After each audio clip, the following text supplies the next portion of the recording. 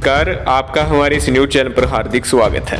कमलनाथ बनाएंगे मध्य प्रदेश में फिर से सरकार। कमलनाथ का बड़ा ऐलान, नई रणनीति, नई चाल। आपको डिटेल से जानकारी देंगे, कृपया इस वीडियो को शुरू से अंत तक देखिएगा।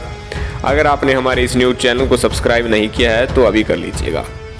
जैसे कि आपको पता है कि मध्य प्रदेश में 24 सीटों पर उपचुनाव होना है। 24 सीटें बहुत ही महत्वपूर्ण हैं। अगर 24 में से अच्छी खासी सीटें जीते कांग्रेस पार्टी जीत लेती है तो फिर से सरकार बना सकती है। अगर भारतीय जनता पार्टी जीत ले तो उनकी सरकार बरकरार रह सकती है।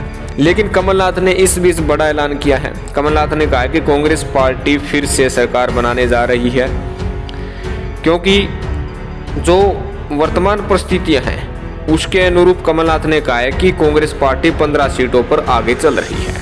उनका मुख्य उद्देश्य 23 से 24 सीटें प्राप्त करना है। लेकिन आज के समय कमलनाथ ने सीधे तौर पर कहा है कि कांग्रेस पार्टी 15 सीटों पर जीत रही है। आने वाले समय में जैसे जैसे चुनाव नजदीक आएगा वैसे वैसे उनकी सीटों की बढ़ोतरी होती जाएगी। मीडिया से रूबरू होते समय कमलनाथ ने सीधे तौर पर भारतीय जनता पार्टी व सिंधिया पर बड़ा हमला बोला।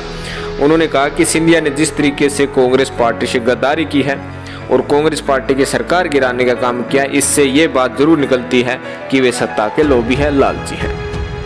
लेकिन आपको बता दें कि कमलनाथ ने सीधे तौर पर यह भी कहा है कि जिस तरीके से जब भाजपा ने कांग्रेस के 22 बागी विधायकों को कैप्चर कर लिया था तो उन विधायकों से उनकी बातचीत हुई थी और वे कह रहे थे कि हम कांग्रेस पार्टी के साथ रहेंगे।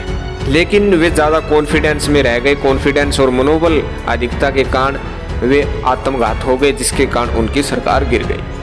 लेकिन कमलनाथ की दोबारा सरकार बनाने के ऐलान के बाद भारतीय जनता पार्टी को पसीना आ चुका है। भारतीय जनता पार्टी को भी पता है कि ये चुनाव इतना आसान नहीं है। हालांकि ज्योतिरादित्य सिंधिया के रूप में उन्हें बहुत बड़ा चेहरा जरूर मिल गया है। चंबल, ग्वालियर, चंबल क्षेत्र जहां पर भारतीय जनता पार्टी हमेशा हारती थी, जहां पर भारतीय जनता पार्टी कमजोर होती थी, वहां पर ज्योतिरादित्य सिंधिया व उनके खास समर्थक विधायकों को अपनी तरफ करके भारतीय जनता पार्टी ने इन स्थितियों को मजबूत अवश्य कर लिया है। कांग्रेस पार्टी को भी पता है कि 24 में से 23 सीटें कांग्रेस पार्टी की थी जो पीछे चुनाव में जीती थी। लेकिन उस समय ज्योतिरादित्य सिंधिया कांग्रेस में थे, जिसके कारण इस क्षेत्र में अच्छी खासी सीटें हमेशा से कांग्रेस पार्टी जीतती आ रही थी। अब कांग्रेस पार्टी के लिए बहुत बड़ी सिरदर्दी है कि सिंधिया के बगैर किस तरह, कहां से किस कैंडिडेट को उतारा जाए और किस तरह इस चुनाव को कैंपेन किया जाए।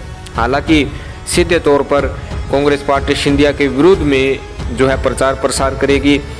बीजेपी और सिंधिया एंटी वोट बैंक को अपनी तरफ लुभाने की कोशिश कांग्रेस पार्टी कर रही है और उसी के लिहाज से कमलनाथ ने साफ तौर पर कहा है कि आने वाले समय में कांग्रेस पार्टी की फिर से सरकार बनने जा रही है। कमलनाथ फिर से मुख्यमंत्री बनने वाले हैं। तो इस मुद्दे पर यदि आप कुछ कहना चाहते हैं जरूर कमेंट कीजिएगा कि आपको लगता है कि वास्तव में कांग्रेस पार्टी फिर से सरकार बना पाएगी या भाजपा अपनी सरकार जो है उपचुनाव के बाद बरकरार रख पाएगी। ये देखने वाली बात होगी। इस मुद्दे पर आप कुछ कहना चाहते हैं, आपके मुताबिक क्या लगता है तो जरूर कमेंट करके बताइएगा। आपका कमेंट महत्वपूर्ण है, जरा ध्यान से कमेंट कीजिएगा। धन्यवाद, जय हिंद।